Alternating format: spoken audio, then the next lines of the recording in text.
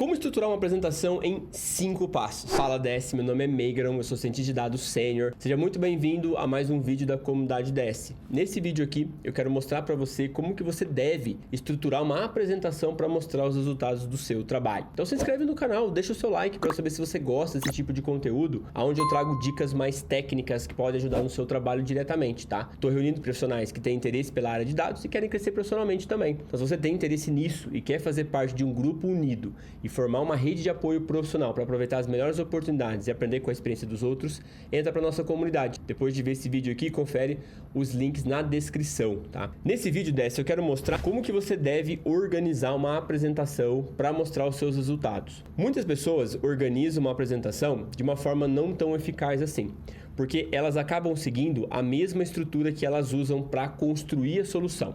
Por exemplo, quando você vai construir uma solução, como que é o passo a passo do seu processo? Você tem um processo, mesmo que você não saiba, mas você segue um passo a passo. Se você trabalha com dados, se você faz relatórios, se você trabalha com Excel no seu dia a dia, você vai entender o que eu vou te explicar aqui agora. Mas quando alguém chega para você e pede uma demanda de análise, então chega na tua mesa e fala: poxa, Meigro, você consegue puxar para mim um relatório das vendas dos últimos 6 meses? Você consegue puxar os dados do sistema lá de ERP para calcular quantos produtos tornados a gente teve na última semana? Você consegue puxar o relatório do financeiro lá para saber como é que está o nosso fluxo de caixa? Poxa, você consegue lá no marketing puxar um relatório para mim de como que está o investimento do time de marketing, o retorno sobre isso? Então essa é uma forma de que a demanda chega para você. Uma outra forma é você também ter iniciativa. Então você olhar para os dados da sua área, para os indicadores da empresa e falar assim: poxa, por que as vendas caíram nos últimos 2 semanas? Deixa eu investigar o que está acontecendo aqui. Poxa, por que esse produto em específico ele teve uma taxa de devolução acima da média dos outros? Deixa eu entender como é que está funcionando aqui. Então você também pode olhar para os números da empresa e tomar a iniciativa de investigar aquilo para procurar uma resposta e ajudar as pessoas a entenderem por que está acontecendo essas quedas, essas devoluções e assim por diante. Então o problema é definido, né? Você define o problema, alguém passa para você esse problema. Depois então você vai pensar em como resolver aquilo. Você vai pensar assim: poxa, o que eu devo fazer então para resolver isso? Será que eu devo fazer uma análise? Nessa análise, quais tipos de gráficos vão ter, qual tipo de dados eu vou precisar usar, que tipo de análise eu vou fazer, descritiva, diagnóstica, preditiva, prescritiva. Eu vou fazer um painel com quantos gráficos, quais gráficos eu vou colocar dentro dele, eu vou treinar um algoritmo de machine learning para prever o futuro. O que é que eu vou fazer? Então você vai definir ali a sua estratégia para solucionar. E aí você vai efetivamente solucionar aquilo.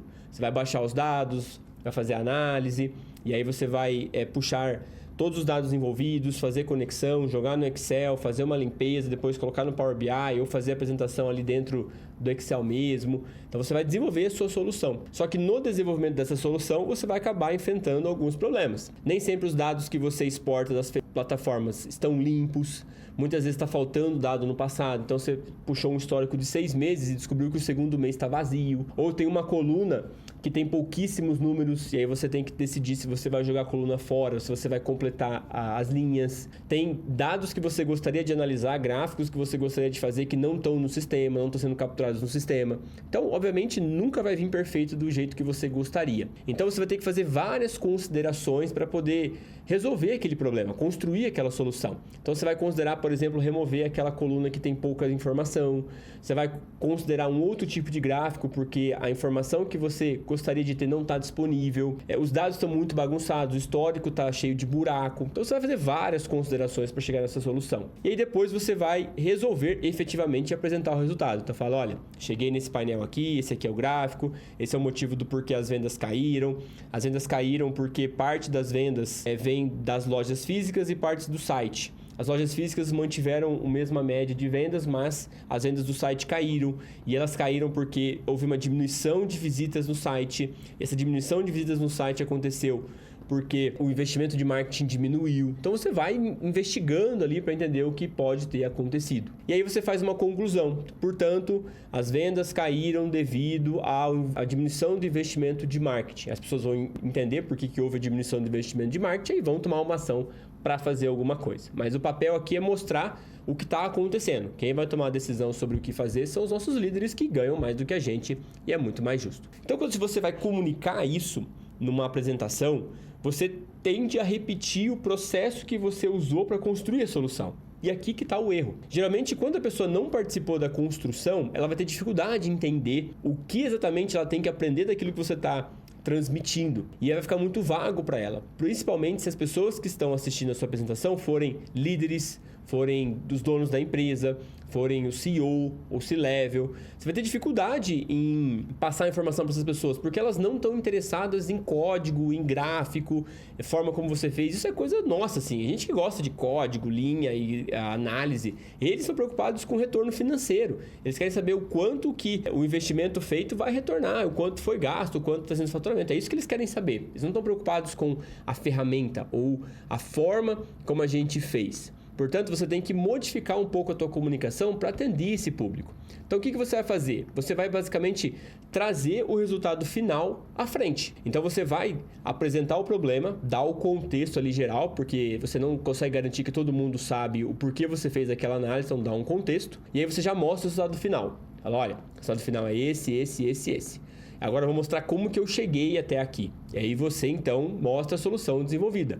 E aí você mostra as considerações que você fez, as premissas que você assumiu, tudo que você teve que considerar para chegar nessa solução, porque nem tudo eram flores, né? Os dados não estavam 100% quanto você gostaria que tivesse. E aí você mostra como usar a solução e mostra os próximos passos, que é o que você faria ou o que você quer fazer para melhorar essa entrega se você tivesse mais tempo. Se você tivesse mais tempo, o que você faria para melhorar essa solução? Então, essa é a estrutura que atende melhor as pessoas de negócio.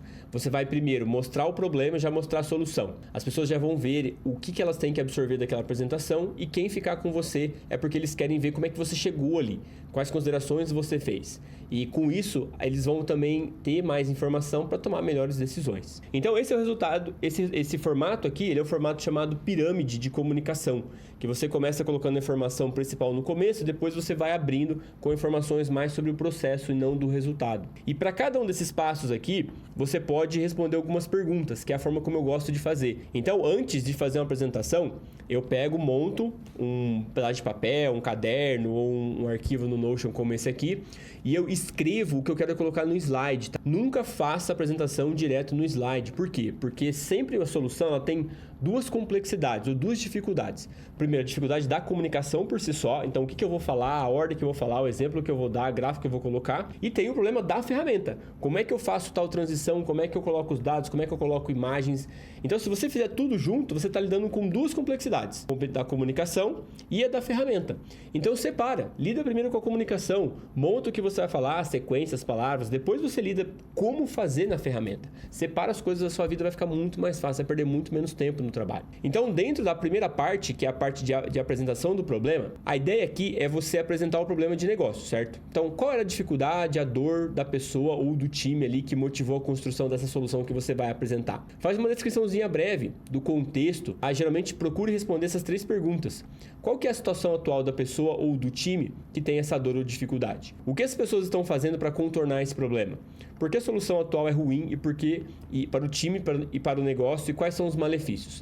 Voltando àquele problema lá da detecção ou da observação que o número de vendas caiu, como é que seria a situação atual? Bom, a situação atual é que foi percebido que o número de vendas dos últimos 3 meses caiu. O que as pessoas estão fazendo para contornar esse problema? As pessoas estão produzindo mais produtos. Estão fazendo mais produtos porque acreditam que a queda dos produtos é porque não tem uma diversificação dos produtos. Qual que é a solução atual? Produção ali de produtos. Por que isso é ruim para o negócio? Porque a gente não tem uma visão completa do que aconteceu. E produzir os produtos pode não ser o melhor caminho para resolver a solução. Então essa aqui é a apresentação do problema. E aí você já vai trazer o resultado final. Então nessa etapa aqui você vai responder o que aconteceu para a queda de vendas acontecer nas últimas 3 semanas. Você vai mostrar a sua análise, o seu gráfico, o seu produto final.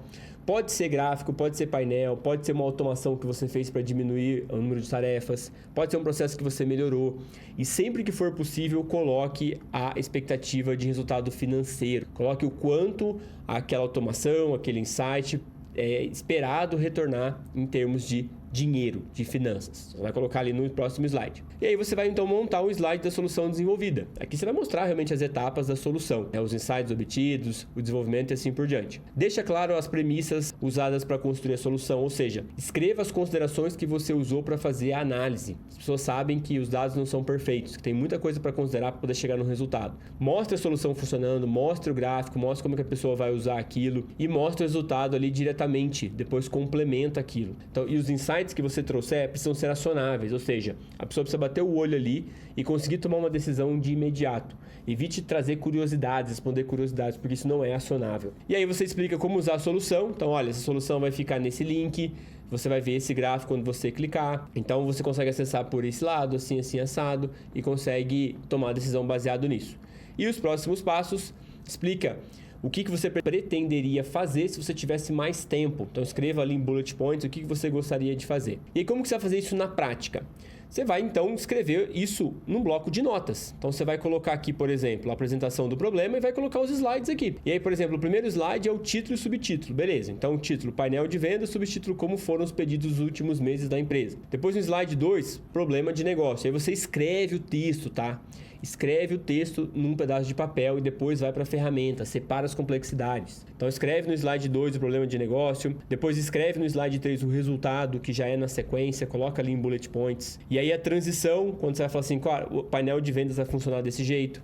Aí você coloca as premissas assumidas, que foram as considerações que você teve que fazer para chegar naquele resultado. Aí você mostra o gráfico sendo construído, mostra o que ele quer dizer, deixa o insight ali do lado. Então você vai escrevendo. Em cada um desses slides aqui, você vai escrevendo o que você gostaria de colocar na apresentação. Por último, deixa os próximos passos. Aí daqui você vai partir para a apresentação. Então, quando você tiver tudo isso aqui escrito, tudo isso aqui comunicado, aí você vai colocar na ferramenta, porque aí você já isolou a complexidade. Você primeiro resolveu o problema de se comunicar e agora você vai resolver o problema da ferramenta, que é como fazer isso aqui aparecer na ferramenta. Aí você vai lá, abre a ferramenta aqui. Estou usando o Google Slides, tá? Uma ferramenta do ecossistema Google muito boa, gratuita, é só ter uma conta do Gmail gratuita para você usar. Ela é 100% online, não precisa instalar nada no seu computador e vale muito a pena, porque ela não usa recursos do seu computador, não precisa instalar nada. Eu sei que você deve ter acesso ao PowerPoint, mas vale muito a pena aprender o Google Slides também. Então, ó, coloquei aqui, eu peguei os dados daqui e coloquei aqui. Só ajustei os tamanhos, o layout. E a parte estética, ela importa, mas não tanto quanto a mensagem que você quer passar.